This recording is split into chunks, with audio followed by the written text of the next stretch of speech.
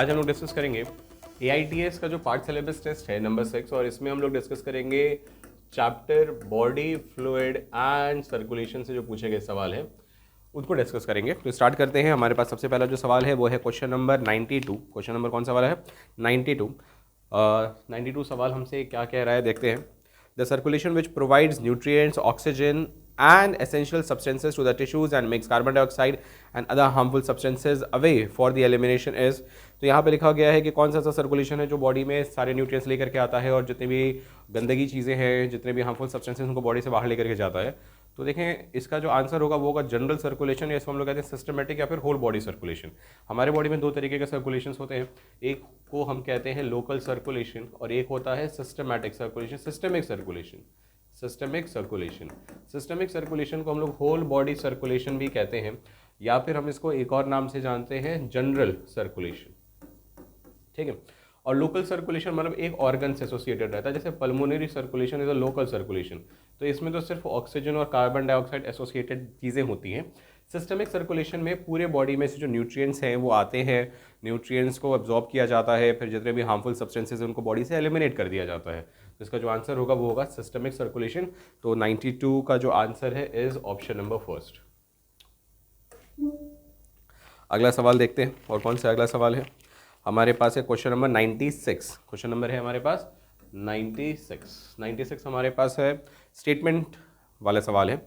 Statement 1 लिखा हुआ है यहाँ पे। स्टेटमेंट 1 देखते हैं। द वेस्ट और harmful substances produced have to be removed continuously for healthy functioning of the tissues, it is true.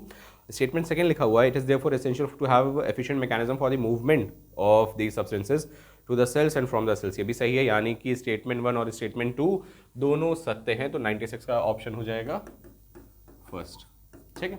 अगला है हमारे पास सवाल, क्वेश्चन नंबर है 99। ये भी स्टेटमेंट वाला ही है। क्वेश्चन नंबर 99 है। स्टेटमेंट 1 देखते हैं। More complex organisms use special fluids within their body to transport such materials, सही बात है। स्टेटमेंट 2 है, blood is most commonly use body fluid in the most of the higher organism including human for this purpose. ये भी सही बात है, तो इसका भी आंसर हो जाएगा, मतलब दोनों स्टेटमेंट सही है। ब्लड ही है भाई, सब में जितने भी हायर ऑर्गेनिज्म है उसमें तो खून ही पाया जाता है, तो इसका जो आंसर हो जाएगा ये भी हो जाएगा फर्स्ट, यानी बोथ जो स्टेटमेंट है वो दोनों स्टेटमेंट क्या है, सही है। तो इसका आंसर हो गया first. Both statement 1 and statement 2 are incorrect. नहीं, इसका ऑप्शन होगा सेकंड वाला होगा। इसका क्या होगा? सेकंड वाले में लिखा हुआ है कि जो स्टेटमेंट 1 और स्टेटमेंट 2 है वो दोनों क्या है, करेक्ट है, ठीक है। आगे देखते हैं। अगला सवाल देखते हैं। यहाँ पे है question number 101। Blood is a special connective tissue that consist of fluid matrix. Question number 101 है ये। That consist of fluid matrix, plasma, formed elements, all of these. 101 का होगा, फोर्थ वाला सारे होते हैं इसके पास, 101 का फोर्थ सही ऑप्शन है। अगला है one of the total volume of blood plasma कौन 55%। ये कौन सा है? 102 का 55%, सेकेंड वाला 55%। यानी कि अगर मान लीजिए कि ब्लड है और ब्लड में आपने 100 ml ब्लड ले लिया तो उसमें 55 ml आपको प्लाज्मा मिलेगा, ठीक। अगला सवाल देखते हैं हम लोग, क्वेश्चन नंबर 104। क्वेश्चन नंबर 104 ये क्या कह रहा है? The amount of water present in the blood plasma is 90 से 92%। 90 से 92%, ये भी हमको पता चल गया। आगे देखते हैं। The major protein of the blood plasma 106 का देखते हैं। Option number first albumin, globulin, fibrinogen, ये तो सही होना चाहिए। बाकी ऑप्शन देख लेते हैं। Collagen, elastin, fibrinogen, albumin, gluten, haemoglobin, actin, myosin and tubulin. Answer हो जाएगा फर्स्ट, 106 का हो गया first, albumin, globulin and fibrinogen. जिसमें हम लोगों को एक बात पता है कि एल्ब्यूमिन और ग्लोबुलिन का जो रेशियो होता है वो होता है 2:1, यानी 106 का जो आंसर हो गया वो हो गया फर्स्ट वाला। आगे देखता जाए। Question number 108। Globulins contain human blood plasma are in human blood plasma primary responsible for clotting of blood, नया osmotic balance in body fluid नहीं। Option number 3 defence mechanism of body. हाँ, ग्लोबुलिन्स किसमें involve होते हैं? Defence mechanism में, ठीक है। जो ग्लोबुलिन्स होते हैं वो बेसिकली डिफेंस मैकेनिज्म में इन्वॉल्व होते हैं, जिनको हम लोग कहते हैं इम्यूनोग्लोबिन, और ये हमारे जिसमें 5 तरीके के होते हैं, जो कि होते हैं IgG, IgA, IgM, IgE, IgD, ठीक है। आगे देखते हैं। इम्यूनोग्लोबिन सॉरी है। क्वेश्चन नंबर 109 है erythrocytes, leukocyte and platelets are collectively called formed elements and they constituently. अगर देखें ब्लड में 55% जो है आपका प्लाज्मा है, तो बट ऑब्वियसली बात है 45% जो क्या होगा, ये होगा फॉर्म्ड एलिमेंट्स। ठीक है, तो आंसर हो गया इसका 45%। अगला देखते हैं, dash has the most abundant blood cells in the human blood, red blood cells. ठीक है, 110 का 4 रेड ब्लड सेल्स होते हैं। 101 granulocytes have by lymphocytes and monocytes. एक ग्रैन्युलोसाइट्स में क्या होते हैं, lymphocytes and monocytes, and these lymphocytes are again of 2 types which is T and B lymphocytes. ठीक है, तो इसका आंसर हो जाएगा 111 का फर्स्ट वाला। आगे देखते हैं, which of the following is phagocytic. Phagocytic में यहाँ पे option eosinophil, basophil, platelet, monocyte. Neutrophil नहीं लिखा है, नहीं तो मोनोसाइट लिखा हुआ है, मोनोसाइट होगा इसका आंसर। 113 का हो जाएगा 3 मोनोसाइट। मोनोसाइट ही क्या है, हम लोग ये फैगोसाइटोसिस करता है, डायापेडेसिस से बन जाता है क्या, मैक्रोफाज। क्या बन जाता है, मैक्रोफाज या मैक्रोफेज इसको कहते हैं, और इसको हम लोग कहते हैं मैक्रोपोलिस। क्या कहते हैं इसको, मैक्रोपोलिस, और न्यूट्रोफिल को हम लोग कहते हैं माइक्रोपोलिस, है ना। चलिए आगे देखते हैं, क्वेश्चन नंबर 115 है which leukocyte secretes heparin and histamine. Basophil, basophil. ठीक है, हेपेरिन और हिस्टामिन सिक्रीट करता है बेसोफिल। 115 का आंसर हो जाएगा। हिस्टामिन रिलीज करेगा, एलर्जिक रिस्पॉन्सेज देता है। हेपेरिन क्या करता है, फ्लूइडिटी मेंटेन करके रखता है, और हिस्टामिन के अगेंस्ट हम लोग देते हैं एंटी हिस्टामिनिक ड्रग, जिसका एक एग्जांपल है लीवोसिट्रीजीन। ठीक है, और देखा जाए और कौन कौन से सवाल हैं हम लोगों के पास। क्वेश्चन नंबर 117, लार्जेस्ट कॉर्पसल्स इन मैमेलियन बॉडी है मोनोसाइट्स। मोनोसाइट्स है ना, मोनोसाइट पे बाद में जाकर के मैक्रोफेज बन जाते हैं, तो दिस क्वेश्चन इज 117 का आंसर हो जाएगा मोनोसाइट, और ऑप्शन नंबर 4। ठीक है, अगला देखते हैं, 119 है megakaryocyte special cells in the bone marrow produce fragments are called platelets, thrombocytes. तो 119 का हो गया थर्ड, 119 का हो गया थर्ड। ठीक है, आगे देखते हैं, a reduction in the number of platelets can lead to, number of platelet का नंबर कम हो जाता है तो इसको हम लोग कहते हैं थ्रोम्बोसाइटोपेनिया। इससे क्या हो जाएगा, ऑप्शन देखते हैं, blood coagulation inside vessel, clotting disorders, हाँ होंगे ही होंगे, excessive loss of blood from the body, हाँ ये भी होगा भाई, अब क्लॉटिंग फैक्टर्स नहीं है बट ऑब्वियस ही बात है, तो फिर ऑप्शन हो जाएगा इसका 121 का फोर्थ, 121 का fourth, both second and third. अगला देखते हैं, क्वेश्चन नंबर है 123। A B blood group person has both antigen, A and B दोनों एंटीजन होते हैं, ए वाला भी होता है और बी वाला भी होता है। ठीक है, और एक इसका एग्जाम्पल है को डोमिनेंस। अगला देखते हैं, person with A B blood group, question number 125 है ये।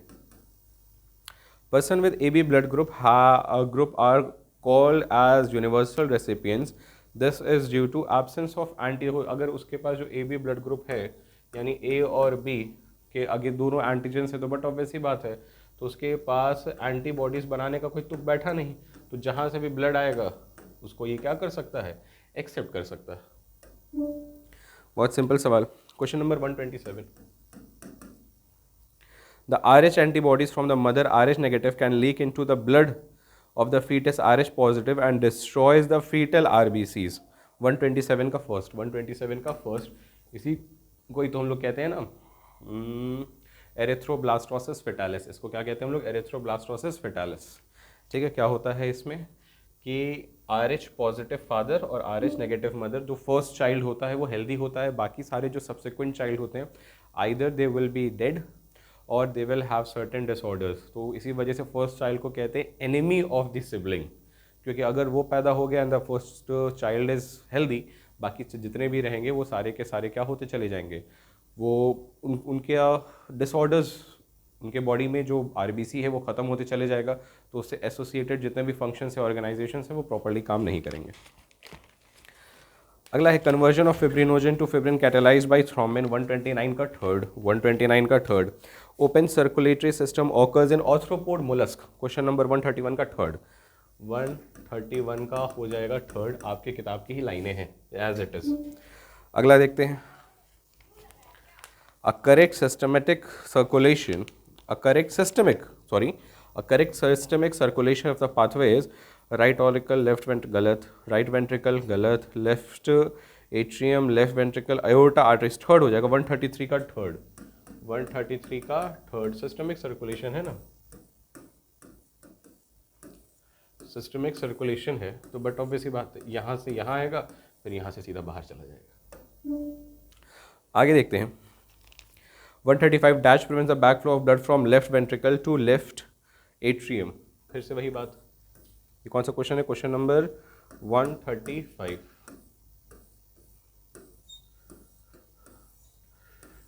बाइकस्पिड बॉल वही है ना, यहाँ से यहाँ ब्लड आता है तो हमको बैक फ्लो को प्रिवेंट करना है, तो बाइकस्प्स होते हैं यहाँ पे, ये इसको क्या करता है?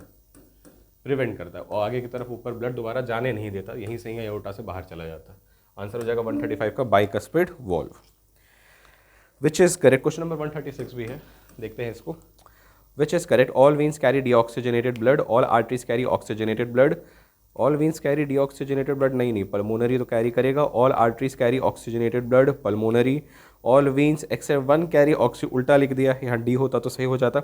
All arteries except one carry oxygenated blood, हाँ बात सही है। पल्मोनरी आर्टरी जो होता है वो ऑक्सीजनेटेड ब्लड कैरी नहीं करता है, वो डीऑक्सीजनेटेड ब्लड कैरी करता है, क्योंकि आर्टरी का मतलब होता है अवे फ्रॉम दी हार्ट। ठीक है, आगे देखते हैं हम लोग। क्वेश्चन नंबर 138 है, identify the labels along with the correct function. जो 138 को सवाल है हम लोगों का, क्वेश्चन नंबर 138, ये ब्रीदिंग से कोरिलेट करके लिखा हुआ है। अगर आप ब्रीदिंग में भी एक सिमिलर डायग्राम है और वही सेम डायग्राम सर्कुलेटरी सिस्टम में है, तो ब्रीदिंग में आपको पार्शियल प्रेशर लिखा हुआ है और सर्कुलेटरी सिस्टम में आपको वेसल्स के बारे में इंट्रोडक्शन लिखा हुआ है, तो उससे कोरिलेट करके हम इसका सवाल कर सकते हैं।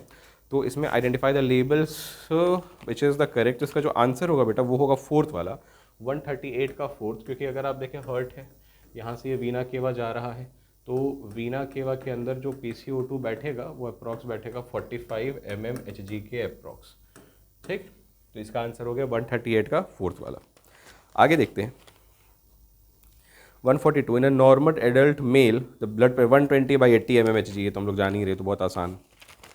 आगे देखें अगला सवाल, question number 150, heart failure. Question number 150, heart failure is also called congestive heart failure because, हाँ it is called congestive heart failure, सही है, because it involve the congestion, गलत। Congestive heart failure because it involve the congestion of lungs, हाँ 150 का answer हो जाएगा second. ठीक है, लंग्स में फ्लूइड भर जाता है, उसको हम लोग एक और नाम से जानते हैं, इसको हम लोग कहते हैं पल्मोनरी एडेमा। इसी की वजह से होता है क्या? Congestive heart failure. तो ऑप्शन नंबर 150 का हो गया सेकेंड वाला। और कोई सवाल तो मिस नहीं हुआ? चलिए बेटा, हो गया ये वाला, ये बॉडी फ्लूइड इन सर्कुलेशन का डिस्कशन था। उम्मीद है कि मैक्सिमम क्वेश्चन सही रहेंगे। सवाल बहुत आसान थे, सारे के सारे आपके NCERT के लाइन से थे। अगला जब हम लोग टेस्ट देंगे तो कोशिश करेंगे कि और न्यूमेरिकल बेस्ड और कंसेप्चुअल बेस्ड काम करें इस पर। तब तक के लिए बेटा ऑल द बेस्ट।